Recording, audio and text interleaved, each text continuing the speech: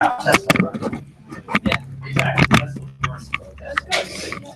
So, yeah, Black Hawk is the most famous, well-known Sikorsky product. It is, and not just as I say. And if you're interested, we can talk about that on the side. When did it first start production?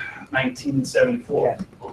So it's still relevant after 40 years? Yeah, well, helicopters have a normal life of 30 to 40 years, and then they tend to extend beyond that because they're so expensive to acquire that they squeeze as much life out of them as possible. And it's not like there's a certain point where you have to retire the helicopter. It's really on call as far as the airframe goes. So as long as you're replacing and overhauling the dynamic components, then you fly forever. We have helicopters that are 67 years old.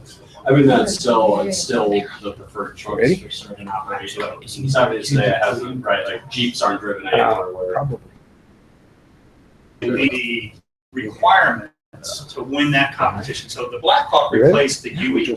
You've heard of the UE helicopter, the UH-1. It was a Bell product that if you see any films of the Vietnam War, you'll see those helicopters. And they were very useful and very prevalent. But when the Vietnam War was over, okay, that did a good job, but it's time for the next step in helicopters. And they put forth requirements that all the helicopter companies said, there's no way of meeting these requirements. But Sikorsky was on the verge of going out of business. So, and I'm not that old, I wasn't there, but I read the book.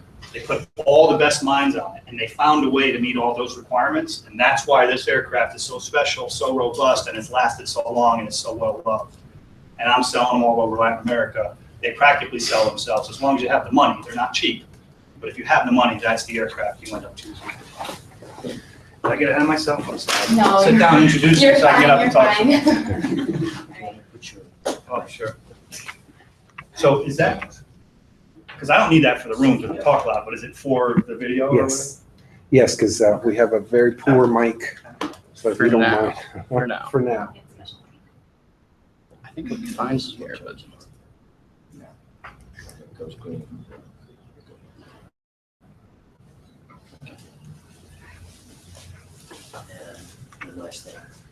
Maybe the power supply.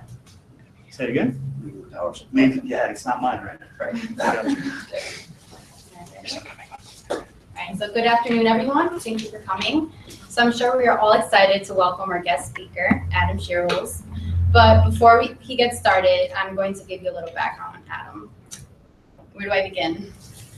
Adam attended the Yale University to receive his Bachelor's of Science in Mechanical Engineering.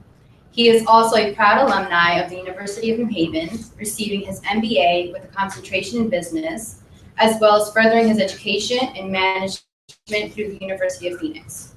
Over 25 years of experience in international business and management. Throughout the years, he has accomplished a lot. Education and management. He is the current Vice President and Regional Sales Executive for the Latin American Division at Sikorsky. He has traveled throughout Latin America, the Caribbean, European, and the Middle East. Some of his ventures and accomplishments include meeting with the President of Colombia, Juan Manuel Santos, who is also this year's Nobel Peace Prize winner, repairing strained relations with U.S. Embassy in Mexico and Mexican Ministry of Economy, constructing a partnership with Airbus to support a 322 U.S. Army helicopter program, one of Sikorsky's most profitable contracts ever. And from 2002 to 2003, Adam was a general manager of the New Haven Ravens, taking the team from a $450,000 annual loss to break even in under 2 years. Forever, as you can see. And there's a lot to learn from Adam. Without keeping you all waiting any longer, please welcome Adam Schierholz.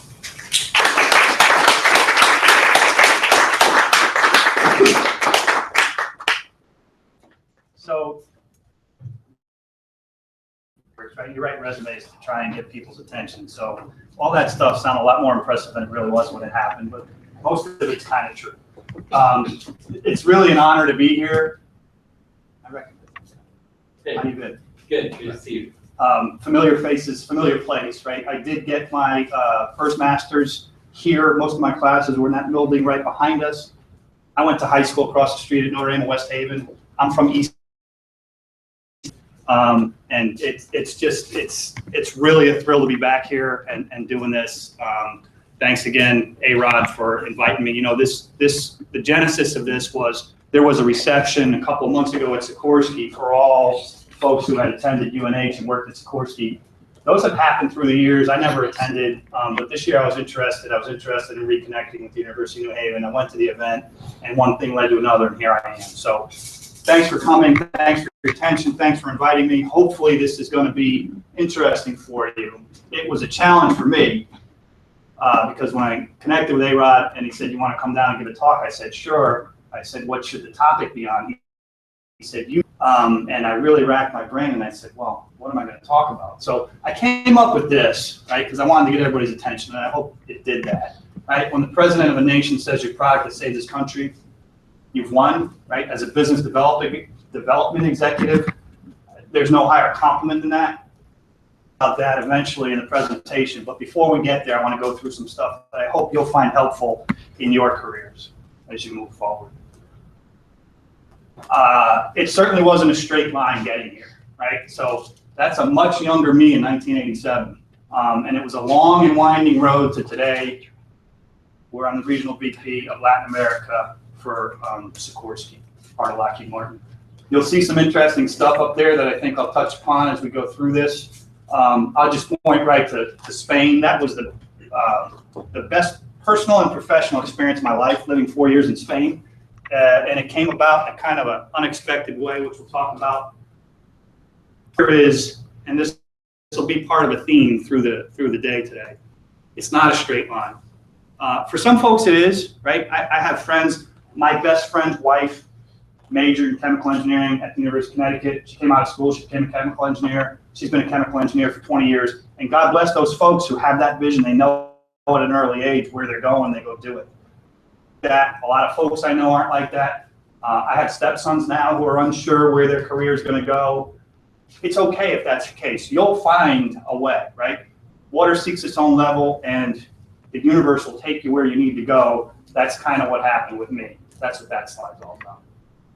So this is a quick list of what we'll go through, right? And as I was saying before, I absolutely invite this to be a dialogue. I have a tendency to just keep talking. So if you got something you want to say or ask, raise your hand or just jump in. I won't be offended at all. But these are the topics I'll touch on, right? So who I am versus who I wanted to be. You know, remember when you were a kid, they would ask you, what do you want to be when you grow up? Talk about that. I already touched on the second one. You might not know where you're going yet. That's okay. I have two key messages later. We'll talk about what I call the messy middle of a career and the shades of gray. You never arrive. Scratching the itches, being true to yourself. Everything's a deal, but my wife says I'm biased because I just look at everything like, she calls me the negotiator. You know, William Shatner from The Priceline, because that's what I like to do, and I do see everything as a deal. But I think you may see that too when I point out to you. Hi, how are you? I want to encourage you to think about the world beyond the U.S. I never did when I was your age. And my life has been much more full as I've gotten out into the world and seen what it's like from other folks' eyes, especially people outside of the U.S. Kiss, bow, or shake hands, that'll make sense when we get there. That is a very popular and important book. If any of you have any interest in doing international business, I highly recommend you, I guess you don't buy books anymore, you download them. So download that book.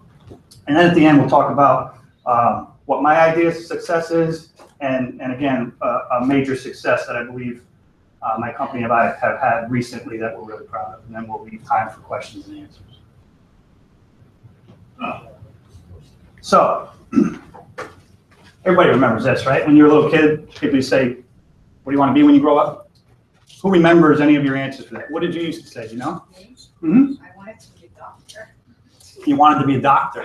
Heart surgeon. Are you going to be a heart surgeon? No, right? But that's what you thought you wanted to be, right? What did you want? I'm talking to you. Oh, ice cream truck man. I wanted to be a school bus driver, so I can relate, right? Ice cream truck man. I don't think you're going to be an ice cream truck man, right? Life goal. So let me show you what I want to be. Goal. A-Rod's almost a contemporary. this young man might be contemporary with me as well. Anybody recognize that? It's hard to see in here. But I wanted to be Keith Partridge. So if you look up on the internet, the Partridge Family, guitar player and the singer was so cool, right? You got all the girls, and that's what I wanted to be. I wanted to be Keith Partridge when I was 8 years old. I matured by the time I was 14, right? I put away these silly ideas of being Keith Partridge. When I was 14, I wanted to be an NFL quarterback, right? And I worked hard, and I was a quarterback at Notre Dame across the street, and I was backup down at Yale. But that didn't work out either. So by 21, I got a little more realistic. I wanted to be a lawyer, right? So after I graduated Yale, I moved down to Florida because I'd gotten into Florida State University of Florida law schools. But I didn't want to burden my parents with having to pay for my education anymore after what they did, all they shelled out for me to go to Yale. So I decided I'll go to Florida, I'll establish residency, I'll get the lower rate being a Florida resident, I'll become a lawyer. But after being there for about 11 months, I changed my mind and I moved back home. Fast forward to age 30, I wanted to be the general manager, preferably of a Major League Baseball team. My idea was, let me start in the minor leagues and see if I could work my way up. So that's when I left Sikorsky and I became the general manager of the New Haven Ravens. I'll talk about that in a little while. And then that leads us to now, right? Where I'm the vice president of Latin America, and soon to be, I'm going to have Europe added to that. This is my background. The reason I show this again is it ties back to the last slide, the long and winding road, right? You don't necessarily, it doesn't necessarily follow a linear path. Like I said, my friend's wife, chemical engineer, it did for her. It may not for you. And the message here is don't get nervous, right? Most people don't know what they want to be or what they want to do when they're 20 or even 24 or even 30. But it'll work itself out. So to further this point, I'm sorry. Can I ask you a question? Yeah, please. Why do you do 2 times the MBA? You have 2 MBAs. That's a great question. Why do I have 2 MBAs? I'd love to tell you it's because I have such a thirst for knowledge that I couldn't stop. But the reality is, I got my first MBA in 1994. And after I got it, so from 95 to 99, I lived in Spain. And while I was there, at that time was the owner of Sikorsky. They came up with a program that if you got any kind of degree, dollars in stock. On top of paying for the degree in the books, when you got your degree, you got $10,000 in stock. So when I come home from Spain, I said, if they're going to pay me to get smarter, I'm going to get smarter. So that's why I got my second degree. Okay? I tell the truth. Okay, so you think you know where you're going. So I told you I went to Notre Dame High School, West Haven. I was a real good student there. 4th quarter of senior year, I still do it. But at the time, in the 4th quarter of senior year, in physics class, you didn't have to go to class. You had free time whenever that class came. Your senior physics project. And you had to do it in pairs. So my good friend Dominic Golia and I, we decided to work on a physics project together. The ironic thing is, he works at Sikorsky now and I work at Sikorsky. I tell you the truth, we had no interest in helicopters. It's interesting to me now, back then I had no interest in helicopters, but for whatever reason, we chose to do our project on helicopters. And supposedly, every day that physics met, we were off somewhere working on this project. The reality is we weren't. But one day we did decide, okay, we're way behind on this project. We got to do some work. We went down to Yale. We went to the library. We took out some books. And we started to try to study and do some work, but we just weren't into it. Flipping through the book, seeing a concept or two, closing the book up, and then we went and did who knows what. Anyway, fast forward, we get to the end of the year, an oral presentation. It's supposed to be 40 minutes long. So we stood up, we talked for 4 or 5 minutes, and we did a little soft shoe shuffle and tried to stretch it out, and we got to maybe 6 or 7 minutes, and the class was literally giggling and laughing. Now, I gave the teacher credit. His name was Mr. Pettick. I don't know that he's there anymore, but he was in the back of the class, and he was watching, and he was thinking, we were generally good students, but we totally blew this, right? So I'm sitting there saying, we're going to fail. And he's sitting back there and he's saying, all right, listen, I'm going to give you a shot. I'm going to ask you one question. And if you get it right, I'm going to pass you. So I'm thinking, there's no way we're going to get this right because we don't know anything about helicopters. We didn't learn anything. We didn't take our time. We didn't do the work. So the teacher said, in concept by which a helicopter flies. And I look at my buddy, and he's a real wise guy. He's also really lucky, thankfully, because he's looking at me, and he's smiling, and he's stepping back, and he's got this cocky look on his face, and I know what he's going to do. So I turn to him and say, Dom, don't do this. You're going to make it worse. I was like, God. He looks at the teacher and goes, the Bernoulli principle. And the teacher choked it and said, you're right. So I asked him afterwards, how did you know that? He goes, remember that book we opened? He goes, that's the one thing that was in bold print that I remember. So that's how lucky Dominic Goliad is, right? So, you know, we're still friends to this day, and I always take him when I go to Mohegan Sun because we're going to get lucky if we're together. But it just goes to show you something, right? So why did we choose helicopter project and Bernoulli principle? And here we are, we've both been at Sikorsky working for like 25 years, right? So that's example one. Example two is, that's a Spanish Honor Society symbol. I had grade on it. So when I got to Notre Dame, there was a requirement, you had to study a foreign language for 2 years. Because I have two older brothers. Your choices were Spanish, French, Latin, and Italian. They said, take Spanish, it's the easiest, so I took Spanish. I took 2 years of Spanish, I did pretty well. Junior year, I had electives, and I actually looked at the list, and there was a chance to do third year of Spanish. I actually liked Spanish. I did a third year of Spanish. Then I did a fourth year of Spanish. And I did really well. When I got to Yale, there was a requirement. You had to speak a foreign language at an intermediate level in order to graduate. But you could try to place out of it at any time if you felt you were already there. So I had just taken 4 years of Spanish at Notre Dame. I got all kinds of awards. I said, I'll take this test. I'll pass. I took the test and I failed. Now I had to study Spanish every day freshman year, both semesters, for an hour and 15 minutes. And let me tell you something. I was very upset about that because I know it sounded strange in the intro. My major was mechanical engineering, right? That's not common at Yale, but it's what I wanted to do. So here I was studying engineering, and I had to go study Spanish every day, which drove me crazy. Stay tuned. Anybody know who that is? Anybody under 30 know who that is? Good guess, but no. Yes. Anybody else? Got a guess? Okay, over 30. Anybody over 30 know who that is? Ronald Reagan. Ronald Reagan. Oh. That's Ronald Reagan. Everybody knows who Reagan was, right? President, ex-president of the United States. So that's Ronald Reagan, called Bedtime for Bonzo. And his co-star in that movie was Bonzo the chimp, right? So Ronald Reagan was a B actor. That's how he started out in life, right? What do I mean by B actor, right? Think of Adam Sandler, right? B movies, right? Not really great stuff, but maybe they entertain you. So that's how Ronald Reagan started out. How did he end up? President. President. Right? That wasn't a straight line, and that was unexpected. Okay, hold that thought. Who recognizes that guy? Go ahead. It's Tom Hanks. Tom Hanks. You know what movie it's from?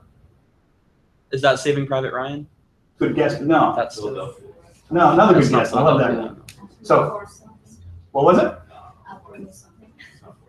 No. So this is one of my favorite movies. It's, See? who said it? Somebody just said it. Big. Apollo 13, right? And for me, this was a real key part of that. I love the whole movie, but this part, this scene, so they're up in space and they're lost, right? The whole thing, capsule didn't work, and they're trying to get them back from the moon, which they never ended up landing on. It was a news broadcast, and they had an interview with Tom Hanks, as Captain, whatever his name was, from a few years earlier, about an event where he was flying an aircraft, and all the lights had gone off in his cockpit. So he couldn't see his navigational aids to get back to the ship. And what he says in that scene is, there he was, he couldn't tell where he was going, and he looked out his window and he looked down, and he saw a trail of, I think, churned up plankton in the ocean, because when it's dark and it gets churned up, it kind of gives a glowing red look. And he realized that that was the trail of the ship he was trying to get back to. Called that trail. And he eventually was able to land on the ship. And the point was, the universe has a funny way of helping you out and getting you where you need to go. Now, I don't want to get into a big theological discussion, but I believe in that stuff too. And that's my point about all those pictures up there. You think about every one of them, right? Why did I do that helicopter project? Why did I have to take Spanish for a full year at Yale? And how did Ronald Reagan go from a B actor to president? Because the universe kind of knows that these things have to happen and gets us there. So that's back to my point of, if you don't know where you're going in your career right now, don't worry about it. Just keep doing what you're doing the right things, get your education, and you'll get where you need to go. Okay? So I got two very important messages. You're going to surprise me when they come up, because I don't remember what they are. Yeah, okay. Run to the fire. I wonder if I turn this down. Okay. So that is a picture from inside a Sikorsky aircraft, probably circa 1992. So this guy here, that's many years ago and many hairs ago. That's me. And actually, that's Dominic Golia, my good friend, the Bernoulli principal guy, right? He also works at Sikorsky. What we're doing there is we're cutting the ribbon on a project. All right, here's another long story. Interesting. So we started at Sikorsky in 1988.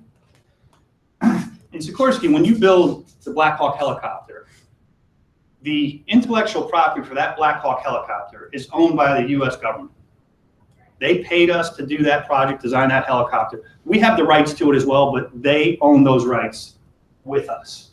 Now, when you build a helicopter, there are things called special tools that you use. I'm not talking about a hammer or a screwdriver. I'm talking about, for instance, if you could picture the cockpit of a helicopter gets joined, it's built in like 4 major sections.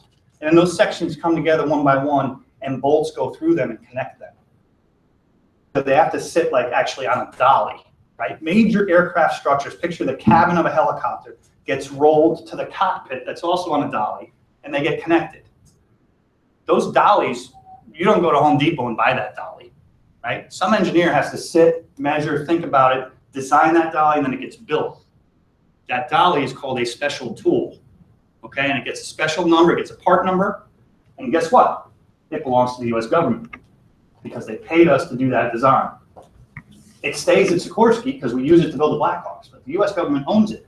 And at any time, they can come and say, show me special tool 1, 2, 3, 4, 5. You get a certain amount of time to keep looking for it, but after a while, if you can't find it, you have to pay them for it because they paid you to make it. They own it. You're holding it for them. If you can't find it, you owe them the money. All right, why do I go through all that? Because every 2 years, the government comes in and does an audit and actually does that. They get a list of all the tools and they say, show me these tools.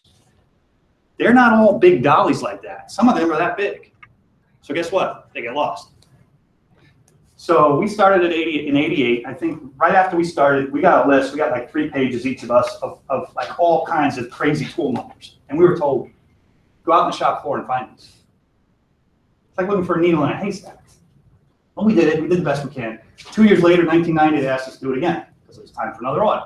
And here we are doing the same stupid job. 1992 came. They said, go find these tools. I took my friend down. I said, Don, we're not doing this. Come on. We went in the conference room, and we developed a project and a program. And it's 1992, right? So it's 24 years ago. Barcodes weren't that popular back then. They were just becoming popular. Project to put a barcode on every tool. And that is the rollout of that project. It took us about 6 months to get it all set up. From this point forward, every time one of those special tools went out, it got scanned by a gun that recorded who was taking it out, where it was going, and we never had that problem again. So what's my point? Run to the fire. Anybody heard that expression before? Show of hands. Nobody? You did? So there's a fire. You don't run to the fire to go get burned. You run to the fire to go throw some water on it and put it out. There's a problem. Run to the fire and go fix it. I'm not saying we did that every time with every fire we came across in Sikorsky, but we did it that time. And from that point forward, we became known, right? That was the launching of our career within Sikorsky. Before that, we were 2 of 17,000 employees. But from that point forward, people started to know who we were. and they looked for us to help solve problems, advance our career. So if you're looking for clues on how to get out in the world and do things and get advanced, run to the fire and leave your comfort zone. So that's that same guy, me. In Pamplona, Spain, excuse me, in had to have been 96, because in 95 when I first got there, I went and studied the running with the bulls before I decided to do it, because it is not a game, right? So you may hear about injuries every year, and sometimes there's deaths. Americans who think it's a game to go run with the bulls. It ain't a game. So has anybody ever seen a bull live? You seen one? You seen one? You seen one? If one of those bulls were here right now in front of me on all fours, he'd be looking me in the eyes. It's really true. It's hard to believe. But a bull on all fours is this tall. That gives you an idea how big they are. And they weigh 12,000 to 14,000 pounds. But I was determined I was going to do that. Now, all my Spanish friends and Basque friends, they said, be careful. This is not a joke, which is why I studied it the first year I went. It happens 7 days every year, July 7th through July 14th, the Festival of San Fermin in Pamplona. So that was the second year, and I went and I actually did it. And I got to tell you, it was the most exhilarating, terrifying thing I've ever done. I'm very happy I did it. I wouldn't do it again, but the adrenaline that was coursing through my veins, I had not felt that since, football really gets me going. I played football my whole life, and like the 5 minutes before the kickoff where you really get pumped up, that was the same feeling. The point of all that is leave your comfort zone, right? That definitely got me out of my comfort zone. This is just a quick slide to get the point across that, part of this theme is it's not a straight line, right? It's a windy road, and you may have turns along the way. You may change your career.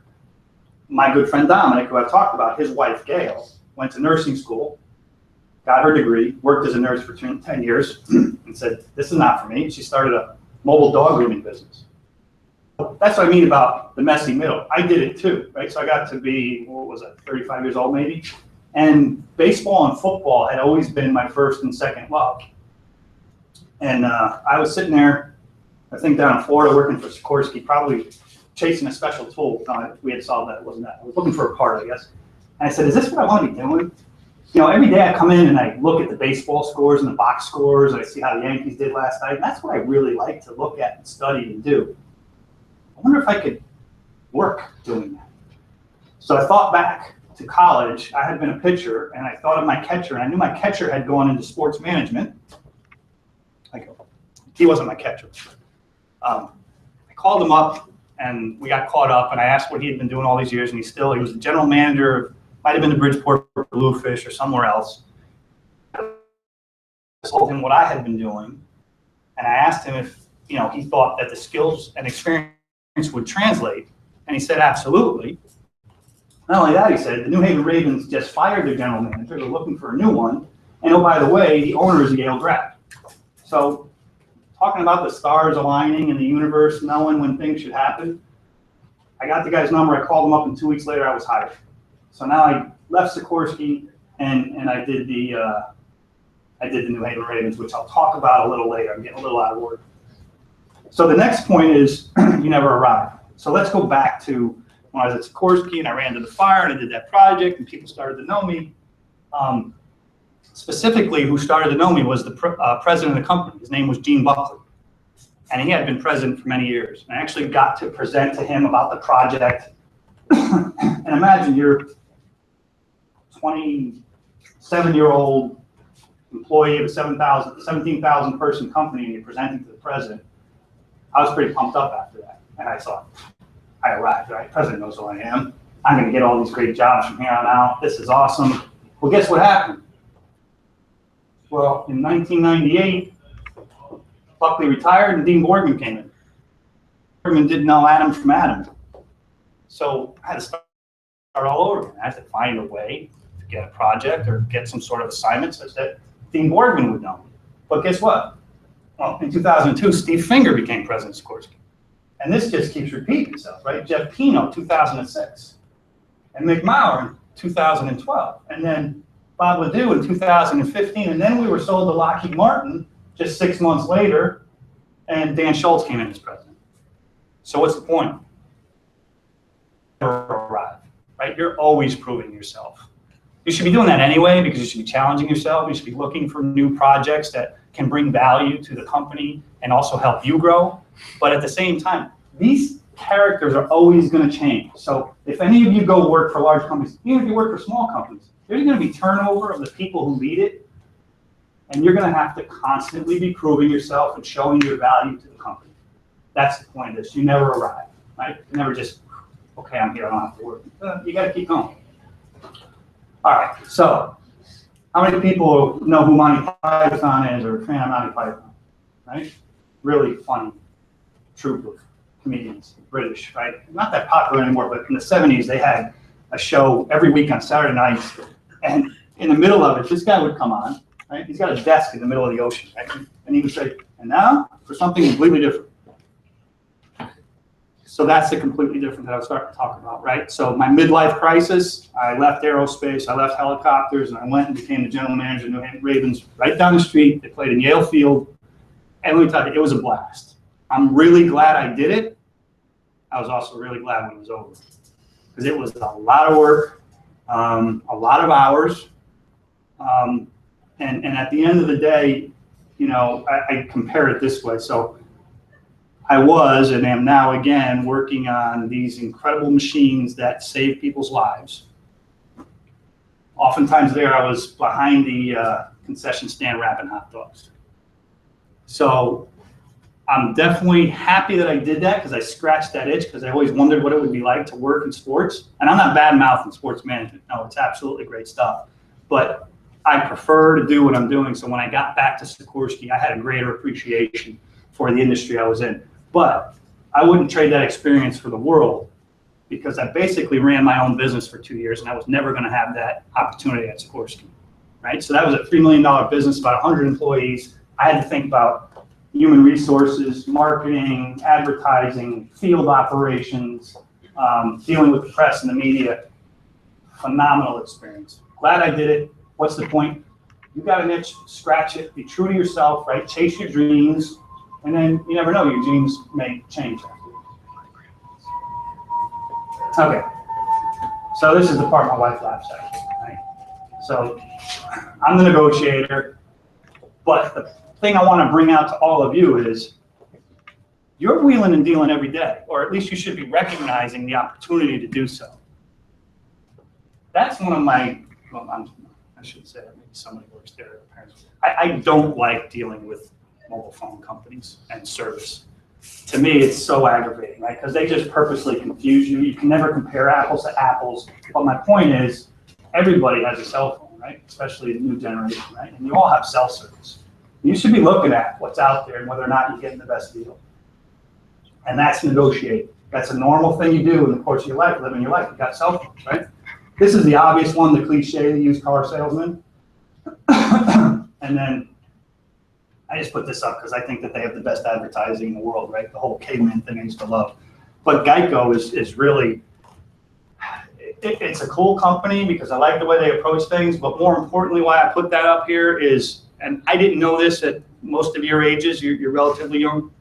Car insurance, you should be negotiating that every 2 years. Because those companies, those sales folks in those companies, they are driven by how many new accounts they get.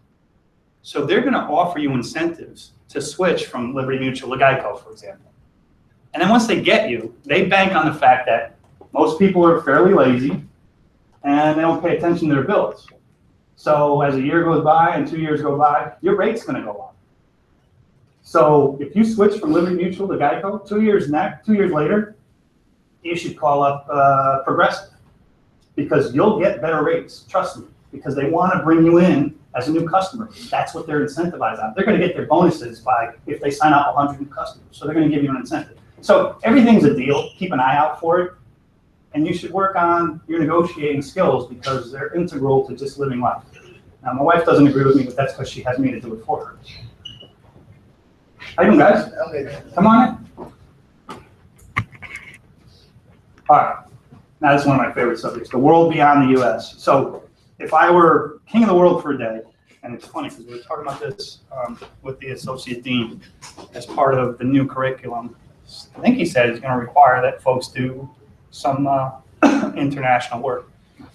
I would require every U.S. citizen has to live outside of the U.S. for a year, right? So if you can do that legally and ethically and morally, that I'm all for that because we get so U.S. centric, right?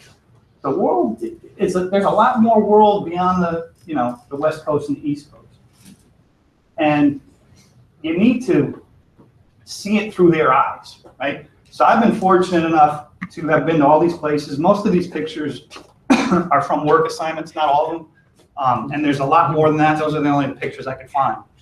But I encourage you all, right? If you can do a semester abroad, when you get out in the work world, if there's an international assignment, you're going to do yourself a huge favor if you accept that and you chase down one of those things, because you're going to see the world completely differently. You know, we think the U.S. is the beginning, the alpha and omega of everything. We are a great nation, but you'll have a whole nother perspective if you get out there and live somewhere else. You know, when I first got to Spain, I remember it's like a Sunday morning, and I think I needed to do laundry, and I was out of detergent. I said, I'll just run down to the corner store and get detergent. No, right? Why not? No, it's Sunday. No, absolutely not. Not on Sunday. Nothing's open on Sunday. In Spain, anyway. It's funny because they were in a recession when I was there. And I had guys on the team with me, fellow U.S. guys, and we're like, we can solve this recession. Just open your stores. You know, they close from 1 to 6 every day. They don't open until 2 in the afternoon on Saturday, and they're closed on Sunday. Like, open your stores, you might not have a recession. Okay, I had mentioned the book Kiss, Bow, or Shake Hands. Highly recommended for anybody who's considering any international business experience. So what you see on the screen are some regular gestures, right? Anybody have any idea why I have them up there? Because they mean differently. They mean different in different countries. What were you going to say? I was going to say just the same thing. Every one of those gestures is an insult in a certain country. Honest to God. And that book, Kiss, Bow, or Shake Hands, will point this out to you. So if you do get an international assignment at some point in your career, highly recommend you read that book, get to the chapter in the country you're going to. Hi. No problem. Please. Right? Get that book and learn, right? Because, and I don't know. I know this is the Middle East, right? You don't show the bottom of your shoe to anybody in the Middle East. You're highly insulting them when you do that. I forget where the other ones are from. I know that's Latin America. But this one I really know. And Diane, you know what I can say about that one? Or Which one? the words that are written there? So in Spain, Oh, okay.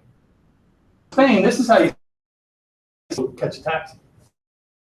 I'm going. Un taxi is a taxi. But a coger.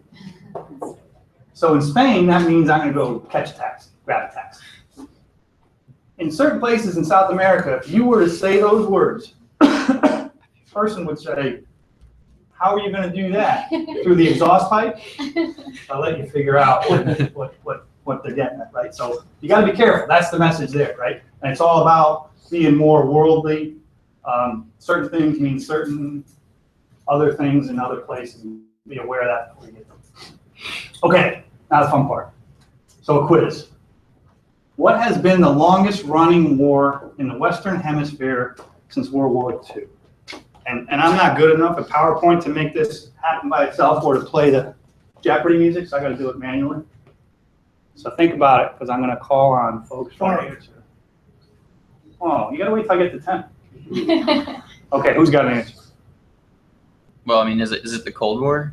Cold War? Yeah. Okay, that's a good guess. I'm not going to say yes or no yet. Anybody else got a guess? So said it. It's not the Who Cold said War. it? You said? FARC. FARC, yes. So what's the FARC? That's an acronym which I will not butcher the Spanish, Yes. but that's the vaguely leftist drug dealers In what country? in Colombia. Colombia. So it stands for, let's see, Fuerzas Armadas Revolucionarias de Colombia, FARC. So, as the man said, it's a leftist group, started out as communist 52 years ago, right? And since, it's been an ongoing war in their own country with the FARC for 52 years. So why do I bring this up? Well, a long time ago, I had a title on the screen, right? About the president of a nation says your product saved this country, you've won. So those are two Blackhawks, those two Colombian Blackhawks. They do incredible things with those aircraft. By the way, our engineers say they shouldn't do that, but they do it anyway because they're really, really good at what they do. Before I talk anymore, I'm going to show you a quick video, and then we'll listen for a second. And hopefully this is going to work.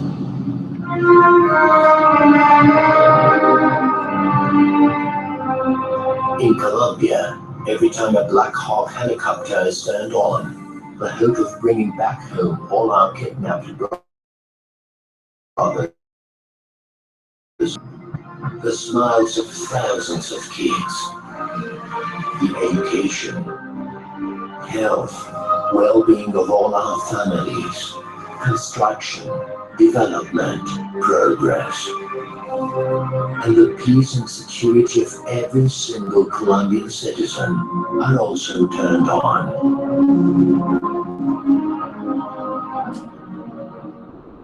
No matter the location, weather or geography, only our Black Hawk helicopters with their superior technology, optimum maneuverability, have made every military operation a total success for Colombia.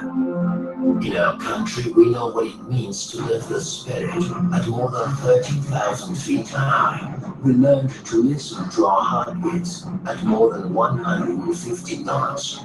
We understood what it is to carry faith and hope for more than 2 hours of autonomy.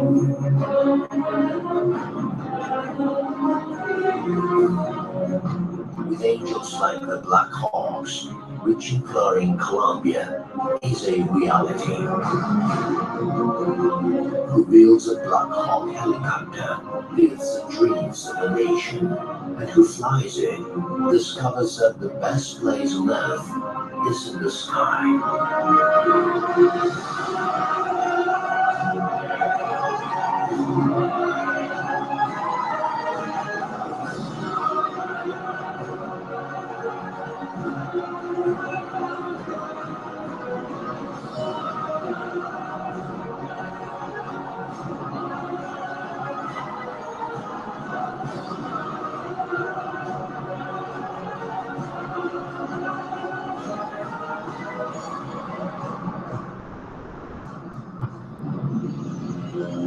Aviation Air Assault Division, National Colombian Army.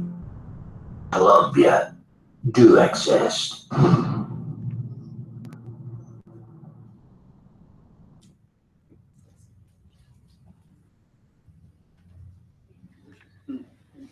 Oh, you missed it, Chuck. You missed it.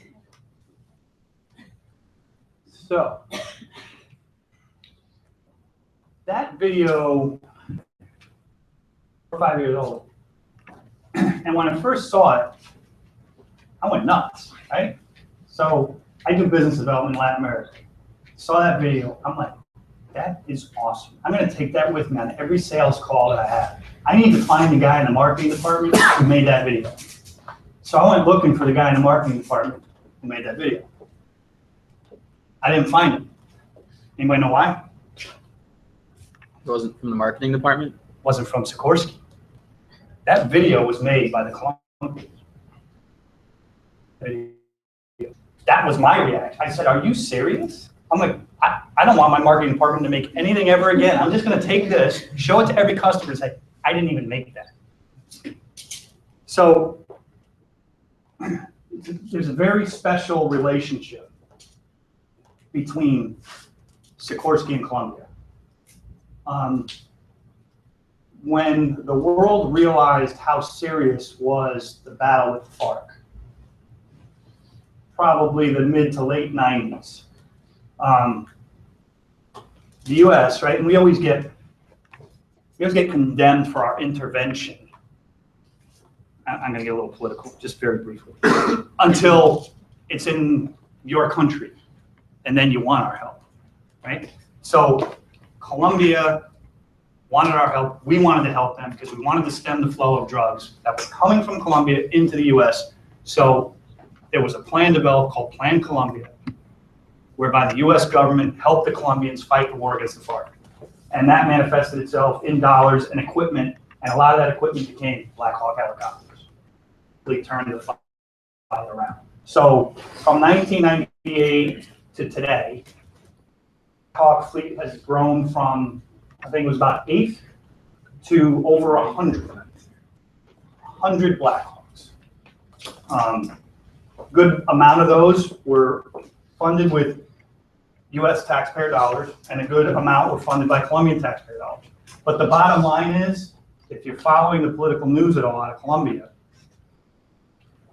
they beat the FARC, and they announced a peace deal, first last September, and then again more officially in March, and then they signed it recently, and then unfortunately, we were talking about this before, it went to a plebiscite, it went to a vote amongst all the public, and it got voted down. So temporarily, there's a stay on it, but it will be renegotiated, and it will be agreed to, and at the end of the day, the war has been won. So, these pictures here, that first one on the top is from a Colombian newspaper about the February timeframe, when the agreement, the announcement of the agreement was first made in the press. That led to President Obama inviting President of Colombia, Juan Manuel Santos, to DC for more or less a little bit of a victory lap, right? It's for the US and Colombia to celebrate the success of Plan Colombia. There was a state dinner, and there was a reception the day before, and I had the great honor at a luncheon sponsored by the Washington, D.C. Chamber of Commerce of introducing President Santos. That's me shaking his hand there. He gave a speech. He talked for about 20 minutes, and for a good 5 of those minutes, he talked about the Black Hawk helicopter. And I was beside myself. And those words came out of his mouth as they have come out of Colombian generals in the past. The Black Hawk saved our country. So, you know, wanting to be a bus driver and keep partridge when you're 8 years old, right? And through a twisty, turny road and failing a Spanish test and running with bulls and stuff like that. And eventually you're in charge of business development for Latin America, your biggest customers in Colombia. And you hear the president of that country say these words. As far as I'm concerned, that's part of my definition of success. And this is the other part, right? So that's me and my family and my wife, and then that's the result of our spoils and hard work and saving our money. That's where we spend our weekends in the summer. And that's my view of success, and I just plan to keep trying to roll with it. And I hope that I've been able to impart certain things to you, that you will head on the same road, find what it is you want and what your goals are. You'll define your success, and then you'll run to the fire, you'll go after that success, and you'll achieve it.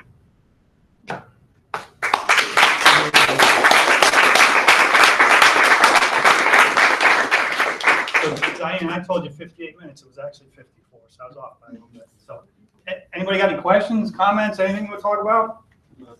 Start with the leading one. So I think that I'm a fairly recent college graduate. I had a lot of friends that were interested in international business. I'm sure some people here are. So it's easy to say I want to join Arab Emirates, all these awesome places once a month. Do you have any tips for actually going about and finding one? The average position you see advertised in the want ads is not that type of position. So my knee-jerk reaction was to say, stay single. Because to be honest with you, that's how I got my break, right? When I was 30 years old, and so the whole Spain thing came about. So we developed a new model helicopter. It's called a clean happen very often. It's called an S-92, right? And so second design ever done at Sikorsky, and this was started back in like 1990. And we decided to approach it much differently than any other design we had done previously. Different international partners around the world. Class, right? Two reasons. One, with those countries having something invested in the design of that helicopter, you figure it probably gives you pretty good access to that market. Two, for any company to be able to partner, especially new and up and coming companies, partner with a name like Sikorsky and say, I was part of a design with Sikorsky, money for that. Because to design a new helicopter from scratch costs $1.5 billion. So that's why there's not a lot of brand new helicopter designs. But when we did set out to do this one, because we decided we had to, they each paid a fee to participate. China, Japan, and Spain. For a full year, my freshman year. I was 30 years old and I was single.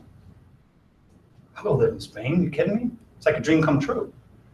So I guess get into a company that's big enough that does international business, is open, and make sure that you're mobile. Because it's hard to find qualified people within the company to go do these assignments. It really is. You'd be surprised, right? Because it's one thing to get on a plane and go for a couple weeks. And everybody raises their hand to do that. And the project, it's hard to find qualified people within the company to do that.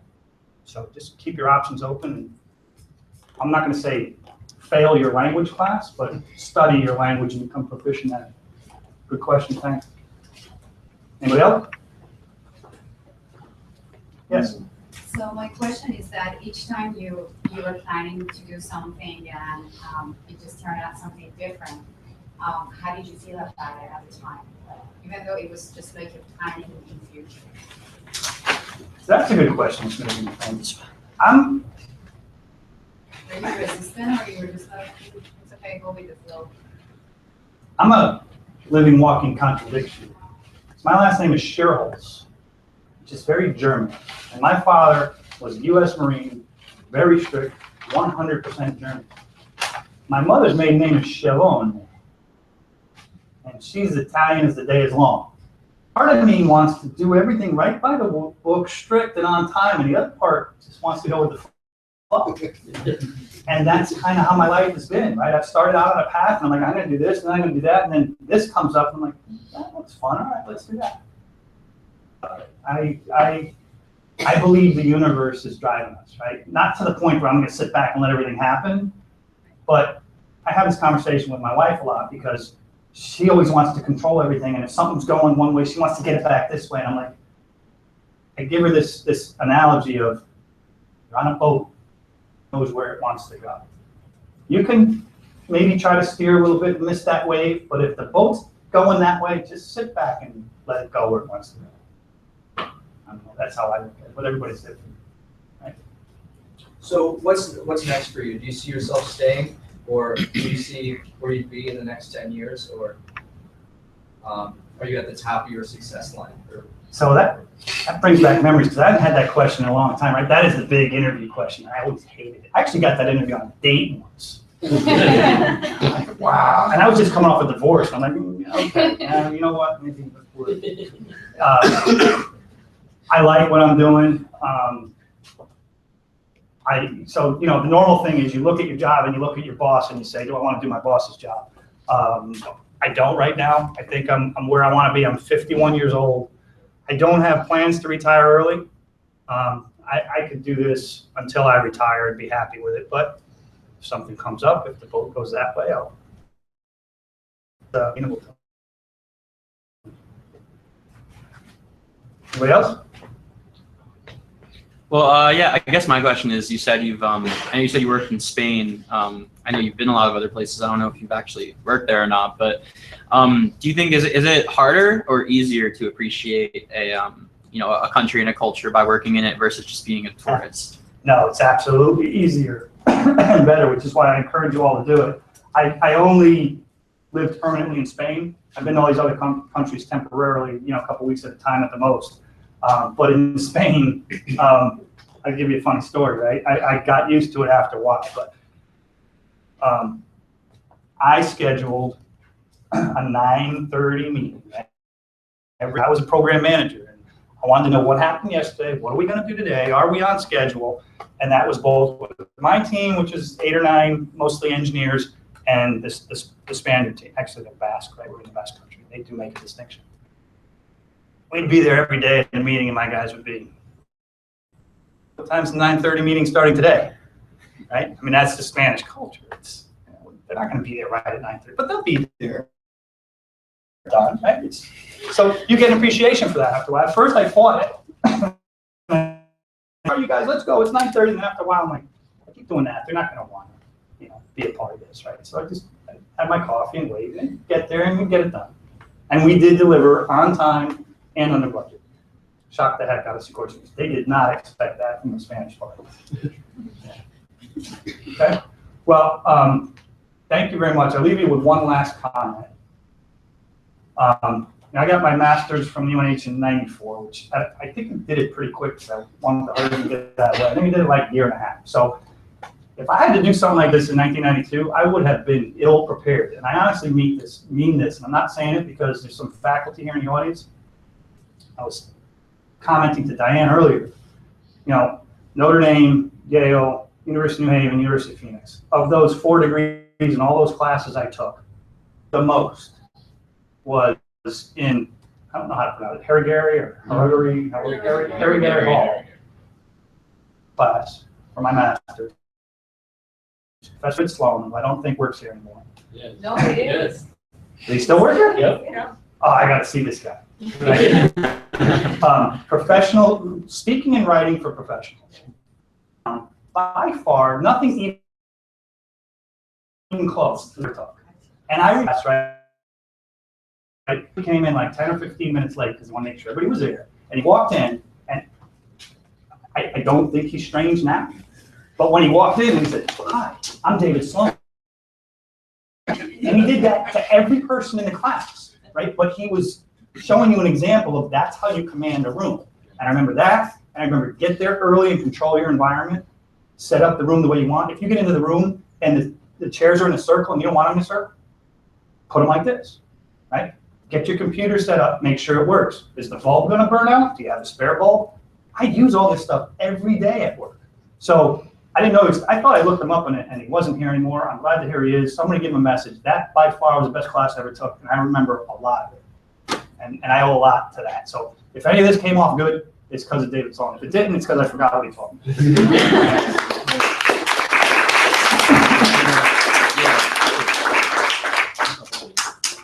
Oh, God. All right. Okay. Great. Thank you. Thanks very much. You were great. Thank you. Yeah, I know. I can't say that. All right. Thanks, everybody. Adam, thank you so much. Do you want to say anything to the broadcast before we cut out? If there's anybody out there that watched this, thanks very much, and come down to UNH and get a degree down here. Perfect. And stay subscribed. Thank you.